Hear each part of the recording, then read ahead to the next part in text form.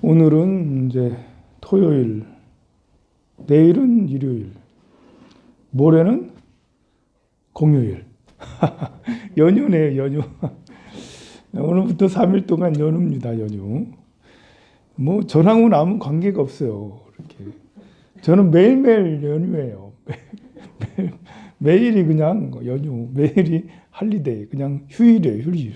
쉬는 날. 뭐, 제가 이렇게 근무지가 뭐, 우리 스님 보고 근무한다고 할 수가 있나? 근무라고 할 수가 없어. 그냥 여기에서 있다가 그냥 여기에서 자고, 여기서 밥 먹고, 뭐, 짜다라 뭐 하는 일이 없어요.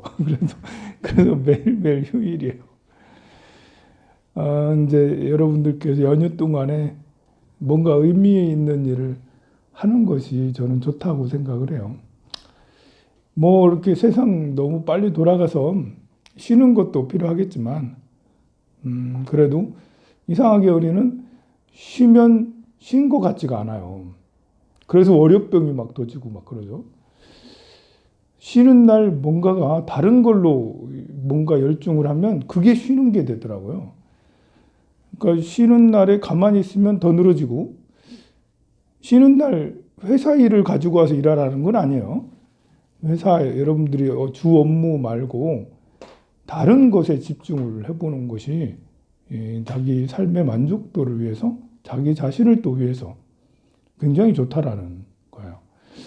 그런 의미에서 쉬는 날에 기도하는 것도, 여러분들은 맨날 기도하니까 뭐 또 기도 따로 또 특별하게 더 기도 안 해도 될 수도 있겠지만, 기도를 별로 안 하는 사람들은 주말을 이용해서 뭐 3,000배를 도전해 본다든지, 3,000배가 너무 많으면 1,000배 내지 500배 뭐 이런 걸 도전한다든지, 아니면 금강경을 처음부터 끝까지 독송하는 걸 5번 해봐야지, 뭐 이렇게 목표를 가지고 주말에 쉬는 날에 뭐 하루 종일 하든지 이틀을 하든지 하는 것도 굉장히 이렇게 의미 있고 좋습니다.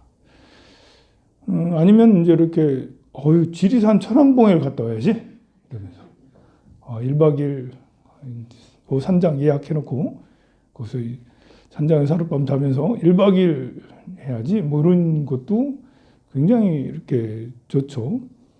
그렇게 자기 건강을 위해서도 또 정신 건강을 위해서도 산에 이렇게 가는 거는 저도 강력하게 추천합니다. 아니면 뭐 1박 2일 동안 강원도에 있는 절들을 한 3, 4순례 내내 5, 4순례, 전라도에 있는 절을 3, 4순례 내지 5, 4순례를 해야지, 가면 한 절마다 108배는 꼭 하고 나와야지, 뭐 이런 것들도 좋은 목표라고 할 수가 있어요. 이제는 집 안이 위험한 시대가 됐어요. 이렇게 코로나 오기 전까지만 해도 집 안이 안전하고, 그래도 회사 일이 바쁘고 뭐 세상 일이 바쁘고 하니까 집에서 좀 쉬기도 해야 됐어. 이제는 집 안이 위험해. 집에 오래 있으면 오래 있을수록 이렇게 몸과 마음이 다 황폐해지고 피폐해져요. 물론 이제 이렇게 밖에서 내 일하다가 밤 늦게 왔다가 새벽에 나가는 사람은 집에 1시간이라도 더 있는 게 보약이지만, 뭐 저녁 6시에 퇴근해서 그 다음날 아침까지 계속 9시에 나가고, 이런 분한테는 뭐 집안에 1시간이라도 집안에서 벗어나서 밖에 나가야 돼. 가가지고 공원을 걷든지 산책을 하든지, 아니 누구를 만나서 이제 뭐 이야기를 하든지 밖에 나가야 된다는 거죠. 밖에 나가. 뭐 집안에서 이런 모든 것들이 잘 이루어지면 그것도 좋겠지만, 집안에서 특별한 목표 없이 무료하게 있다면 그건 쉬는 게 아니라 그거는 몸과 마음을 좀먹게 하는 걸 할 수 있어요.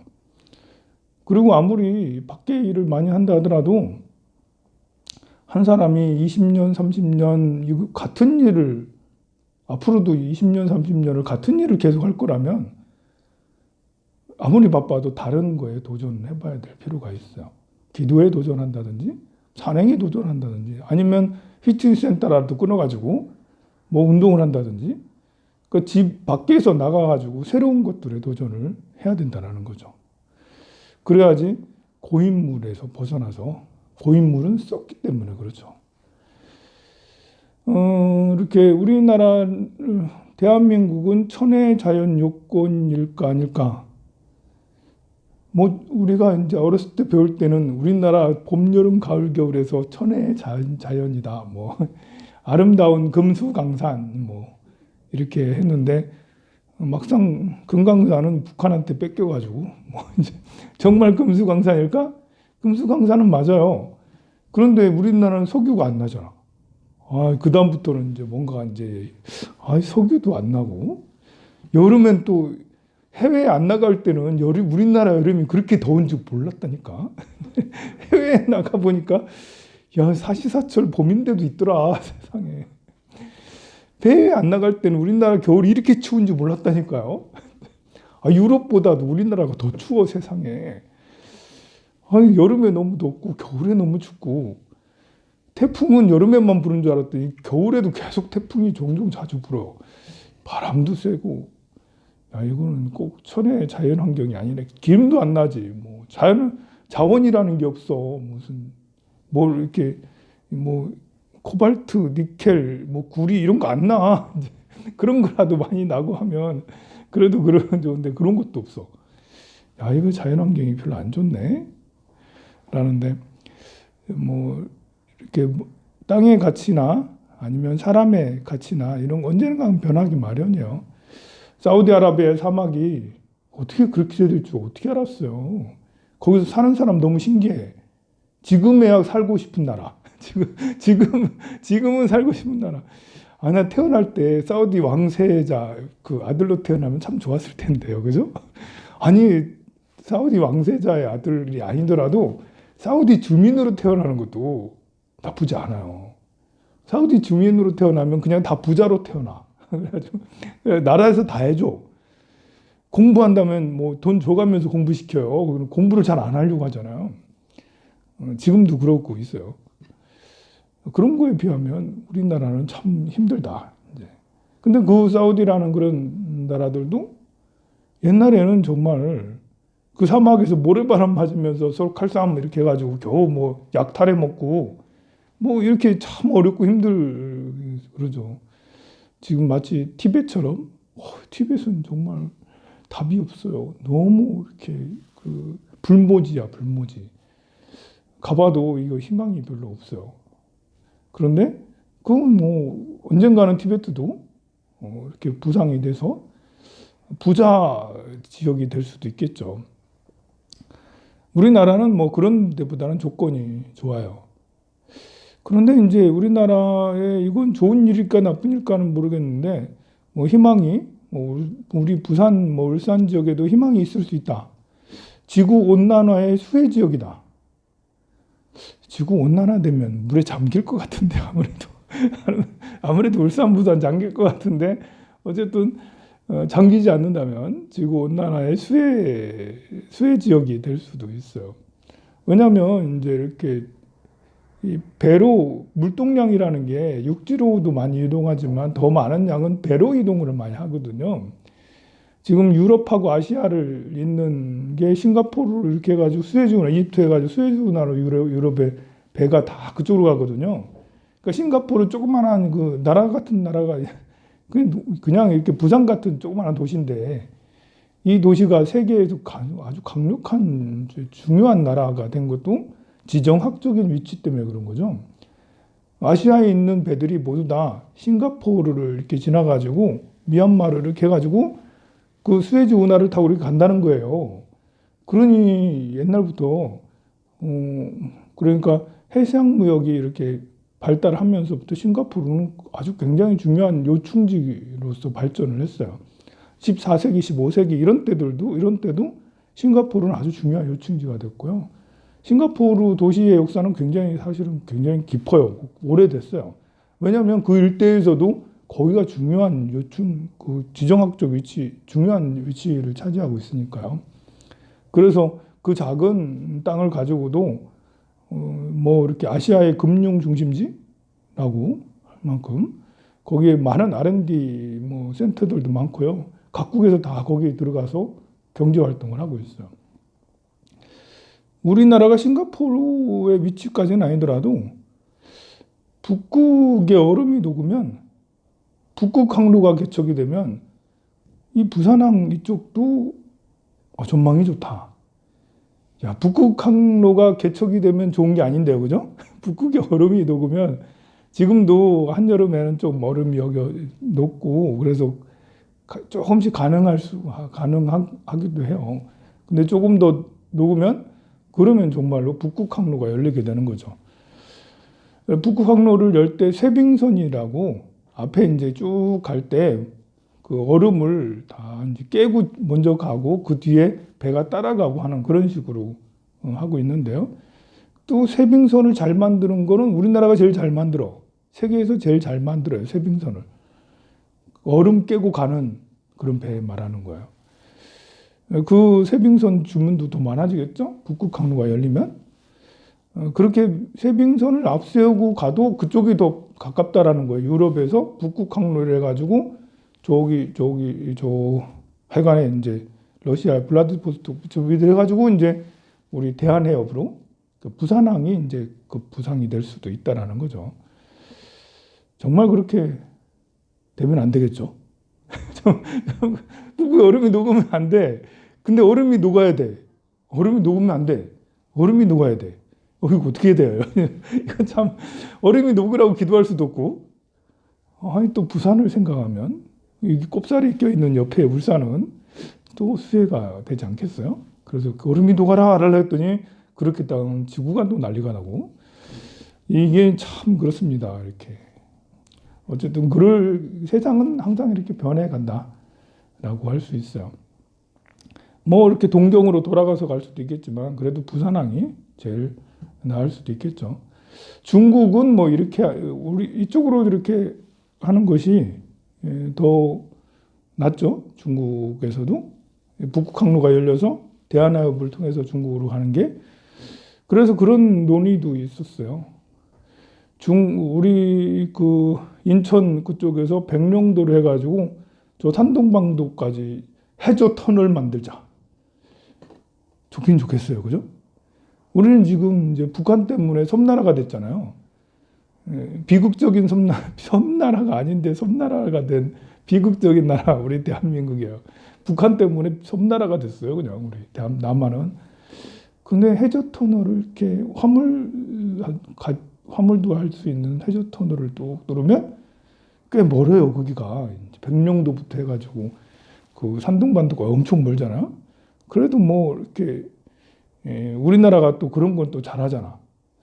거기보다 더 가까운 거는 이제 부산부터 대마도 해가지고 이렇게 일본으로 하는 게 더 가깝긴 해요. 근데 하고 싶지 않죠, 그죠? 싫어요, 그거는. 어떤 국회의원은 그걸 주장하는 사람도 있는데 그 일본 국회의원인가? 뭐 이상한 사람, 뭐 일본 좋은 일은 별로 시켜주고 싶지가 않아요, 우리.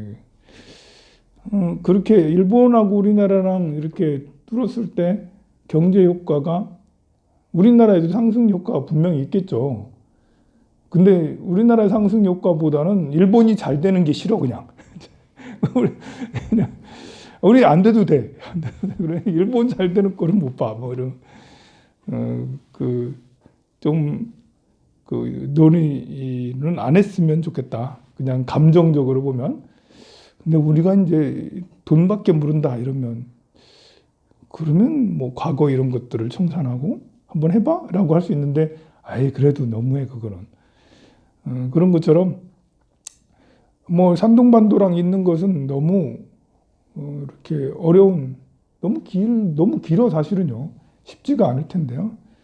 그만한 그 돈을 들인 것에 대한 경제 가치는 한 10년, 20년이 지나면 충분히 뽑을 수도 있겠지만, 뭐 쉽지는 않겠습니다. 그것보다도 다행인 것은 이제 가덕도 신공항이 이제 들어설 수 있는 확률이 더 높아졌다라는 건 대단히 고무적이라 할 수 있어요. 제가 정의당의 노회찬 그 분 계실 때는 정의당에 이렇게 10,000원씩 내고 막 그랬는데요. 해지를 아직 안 했어. 아니, 내가 몇 번을 해지하려다가 이렇게 게을러서 해지를 안 하고 있는데요. 어제 그 심상전 보살님이 가덕도 이렇게 하는 것은 대단히 이렇게 국민들에게 짐을 지어준다는 것처럼, 아니, 그게 아니고 가덕도 신공항 진다니까 이렇게 우리 대통령, 지금 현재 대통령께서 가슴이 설렌다 이렇게 말한 걸 가지고 신보살님은 가슴이 무너진다. 국민들의 가슴이 무너진다. 야, 이거 정말 왜 그러지? 저 누구를 위한 누구를 위한 정당인가? 누구를 위한 사람인가? 우리 이렇게 가덕도, 제가 지난번에도 설명을 했잖아요. 가덕도가 우리 부산 경남 이쪽 지역, 이쪽 또 지역 균형 발전하는데 굉장히 중요한 공항이라고. 김해공항은 그야말로 절름발이 공항이라고 그랬어요. 김해공항은 화물 공항이 아니거든요. 그냥 사람이 왔다 갔다 하는, 화물은 많이 할 수가 없어요. 거기는 우리나라 이게 중요한 화물, 비행기로 가는 중요한 화물이 가장 많이 차지하는 게 반도체거든요.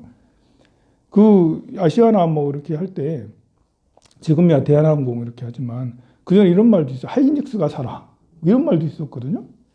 왜냐하면 삼성전자하고 하이닉스는 반도체를 항공으로 거의 대부분 수출을 해요. 반도체를 가지고 배로 가겠어요? 그 조그만한 걸 가지고 항공으로 수출하거든요. 근데 이렇게 반도체 공장들이 거의 대부분 경기도에 있거든요. 그럴 수밖에 없죠. 인천공항이 제일 가까운 거기 쪽에 있지. 이쪽으로 내려올 일이 없어요. 부산 경남에다 반도체 공장 지으면 되겠어요? 말도 안 되는 거예요. 이거는 불가능한 거예요. 반도체뿐만 아니라 항공으로 수출하는 이런 것들은 부산 경남에 할 수가 없어요. 부산 경남은 그냥 배로 하는 것밖에 못 해요. 공항이 없으니까.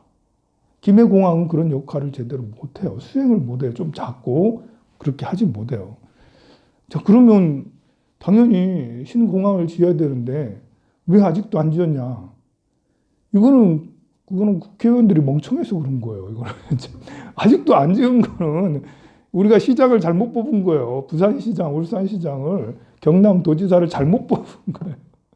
아니면 국회의원들을 잘못 뽑았어요. 그렇지 않겠어요? 가덕도, 가덕도든 김해공항이든 국제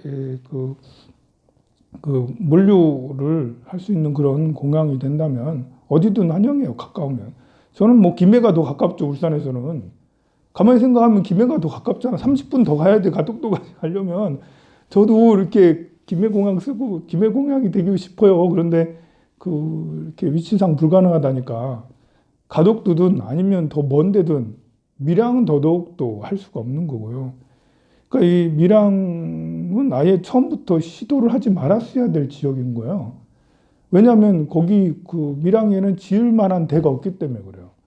지으면 더 많은 산들을 다 깎아놔야 되고 더 많은 공사가 들어가야 되니까 밀양다 하는 것도 우리야 좋죠. 밀양도 가까우니까.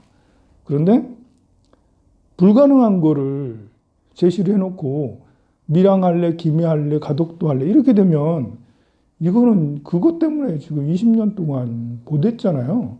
20년 동안 우리 삼남 지역에 얼마나 양산, 김해 양산 봤죠. 김해가 항상 막 조금 성장하다가 푹 꺼져가지고 김해가 지금 지방의 조그만 소도시로 바뀌었어요. 성장하다가 말았잖아. 그냥 푹 꺾여서 지금은 다시 성장 못 할 것 같아. 양산도 막 성장했거든요. 여러분들 그렇게 고속도로 지나다 보면 양산의 발전이, 야, 양산 저러다가 울산 쫓아오는 거 아니야? 근데 지금 뭐예요? 양산도 지금 푹 꺾여가지고 지금 양산 도시가 왜 저러지? 하고 휘청휘청 하고 있어요. 울산도 지금 마찬가지잖아요. 자, 이거는 이제 우리 주민들의 마인드도 문제고, 여기에서 정치하는 사람들도 큰 문제인 거예요. 이렇게 현실 안주만 하고 있으면 세계는 이렇게 빨리 변해가고 있는데 정말 얼마나 빨리 변해가고 있어요. 그런데 하는 산업은 옛날이나 지금이나 똑같은 산업을 하고 있고, 우리 경남 지역이 다 그러고 있잖아요, 보면. 신사업을 진출해서 신사업을 확장하고, 신사업뿐만 아니라 신경영, 또 이제 스마트 시티, 스마트 경영, 스마트 공장 이런 것들을 막 해서 더 빨리 경기도보다 더 빨리 이렇게 해내야 되는데 엄청 늦고 있어요. 안타까운 거야. 그런데 그 가덕도구 했다고 신보살이 그렇게 아유 욕 나오지 않아요? 미안합니다. 그래 절에 다니는 사람이 아니니까 보살이라 할 수는 있지만 그래도 여성이니까 보살 그냥 성불하세요. 보살이 뭐 하고 싶은 것은 안 했을까요?